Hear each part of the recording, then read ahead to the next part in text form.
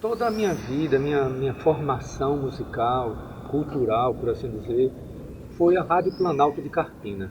Sem sombra de dúvidas, o sítio de minha avó, não é, uma família de agricultores, né, de camponeses, lá em Açudinho, que é um distrito de Carpina. O único contato que nós tínhamos com a chamada, denominada cidade, era a Rádio Planalto de Carpina, com os cantadores, as novenas, e através de um rádio, né, um rádio de pilha que nós tínhamos na sala lá do sítio, nós ouvíamos Luiz Gonzaga, Jackson do Pandeiro, Dominguinhos, Marinês, Trio Nordestino, Abdias, os Três do Nordeste, Elino Julião, eh, Severino Januário, os Foles de Oito Baixo. Ou seja, toda a minha formação auditiva, minha memória auditiva é a partir da rádio, do programa do rádio, do interior.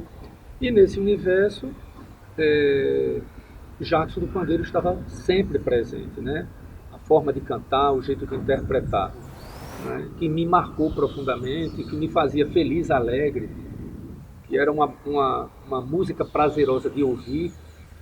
Então, Jackson do Pandeiro, por essa memória auditiva que eu tinha da rádio. Mamãe foi professora de acordeon, ensinava acordeon em casa. Então, quando eu resolvi montar uma banda, já por conta dessa influência, né, galera jovem dos bairros, eu morava na Zona Oeste, no Barro, perto de Tigipió. Eu disse, eu vou fazer uma banda. Já era músico, não profissionalmente, né, tocava violão, mamãe era professora de acordeon, ouvia muita música, muito rádio. Minha avó fazia saraus em casa, amiga dos irmãos Valência, visitava os sítios Valência, ou seja, o frevo de bloco, o frevo de rua, muito presente na vida da gente. Então,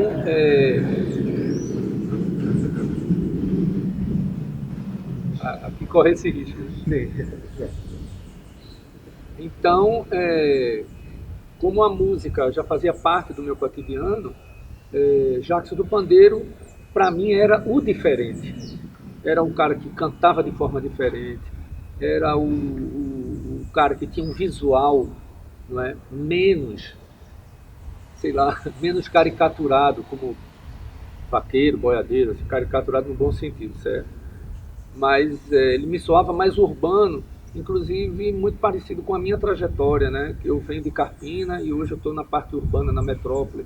Jackson Pandeiro veio de Alagoa Grande, passou por Campina Grande, morou no Recife muitos anos, consolidou a carreira dele aqui. O nome Jackson do Pandeiro foi consolidado aqui nos programas, né, com Almira Castilho, na Rádio Clube, na TV Jornal, com Cantando Sebastiana, Rosil Cavalcante também, que frequentava os programas, que era de Macaparana. Ou seja, meio que essa trajetória era muito parecida. Então foi meio que, sabe, encaixou começar a minha carreira profissional. Eu já participava de festivais estudantis, interpretando ou reinterpretando alguém que eu tivesse né, um milieu, um ambiente favorável, desenvolto, que tivesse uma desenvoltura. Por isso, Jacques do Pandeiro. De lá para cá, não consegui mais tirar ele do meu repertório. Praticamente em 20 anos de carreira, todo o meu show eu canto pelo menos uma canção do Jacques do Pandeiro. Culminou com o Cabeça Feita, que é o meu mais recente disco. Foi gravado há 3 anos atrás, nem imaginava que ia ter o centenário de Jackson, então também, né, foi algo, houve uma conjunção muito bacana, muito favorável.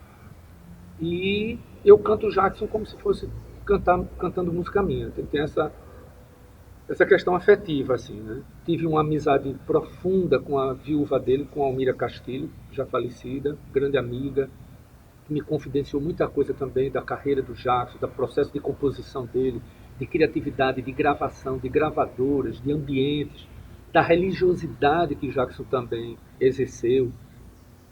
Então, não tem como, né? Não é um decalque, mas é uma inspiração constante na minha carreira. E o que tu acha que músicos dessas gerações mais novas poderiam aprender com a obra de Jackson? Veja, nós temos uma rádio que não prioriza esse gênero, né? Você não ouve Jackson na rádio. Bom, aqui e ali, rádio universitária, rádio Frei Caneco, mas é um universo muito, enfim, muito comprimido diante de uma obra que poderia ser muito mais explorada, executada. Então você não ouve na rádio. Então você tem que ir para o stream, né? Hoje, eu tô falando de nova geração, né? Então no stream você tem que procurar, porque a obra dele completa não está completamente disponível. Jacques do Pandeiro hoje não deixa de ser um trabalho de pesquisa. Você apresentar a garotada, ao jovem e tal, para que ele possa descobrir a genialidade dele e se inspirar. Né? Por exemplo, Luiz Gonzaga é mais fácil, mas Trio Nordestino, Marinês, né? Elino Julião, Ari Lobo, é mais difícil. Então, o que é que essa geração pode se inspirar em Jacques? Primeiro, a versatilidade. Né? Ao contrário, por exemplo, Luiz Gonzaga focou no baião, Capiba, Nelson Ferreira, o frevo, Tom Jobim, João Gilberto, a bossa nova. É, você pega Jimi Hendrix no blues ali com a guitarra, você pega B.B. King no blues. Então, Jacques do Pandeiro fez tudo.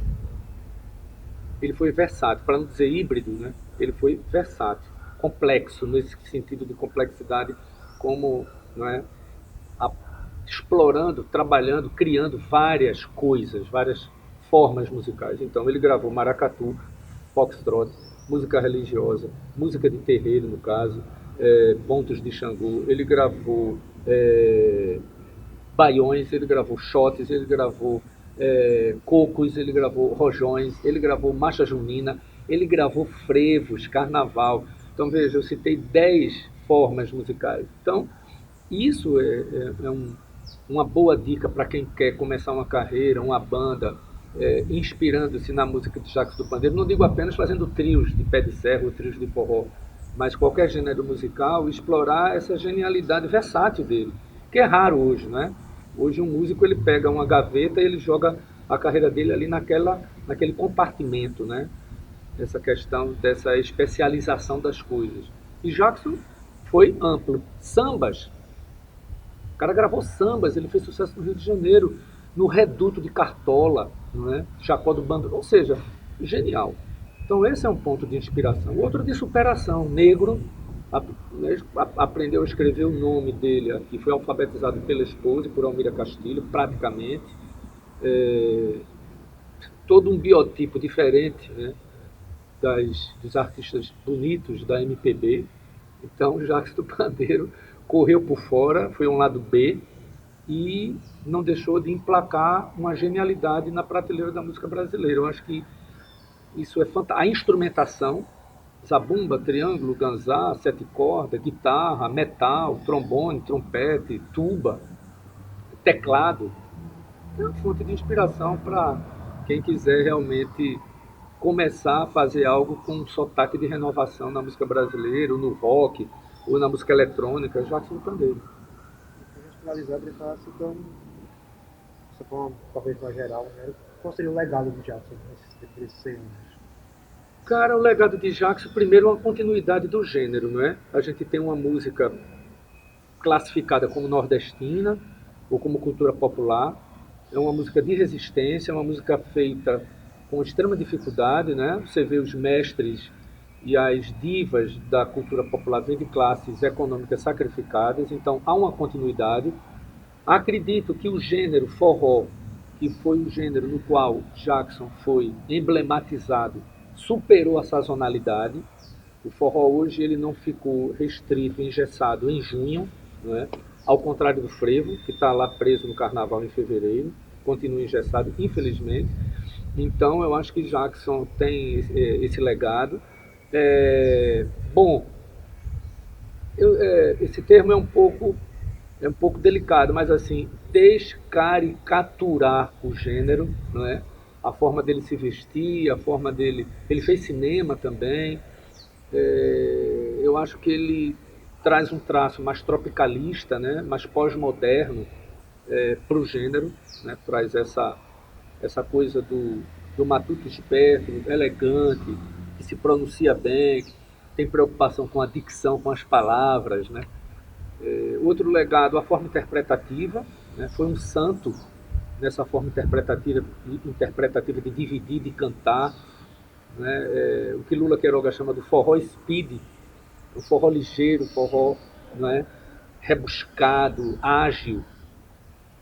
o contexto também literário, da literatura da obra de Jacques do Pandeiro, marca determinados períodos históricos do Brasil. Você tem uma época da questão de Brasília, que ele enfoca, você tem a época dos imigrantes, você tem a questão da seca, que ele também, mas você vê um Nordeste também verde, né? Um Brasil contemporâneo na obra dele. Né? A questão desse perfil dos espaços onde essa celebração é realizada, ou seja, os grupos e os clubes de forró. Você vê forró em Caruaru, você vê forró na Gafieira, você vê, né, músicas do Jackson que tem essa sociologia no texto, a mulher na obra de Jacques do Pandeiro, a religiosidade na obra dele. Então ele deixa todo esse legado aí para mestrado, para doutorado, para musicologia, né, para etnomusicologia principalmente, para etnomusicologia. Eu acho que é infinita a obra dele e oxalá que as novas gerações descubram, que esse centenário também seja não é, uma catapulta, né, um trampolim para que isso realmente dê continuidade a uma eternidade desse cara que foi Jacques do Pandeiro.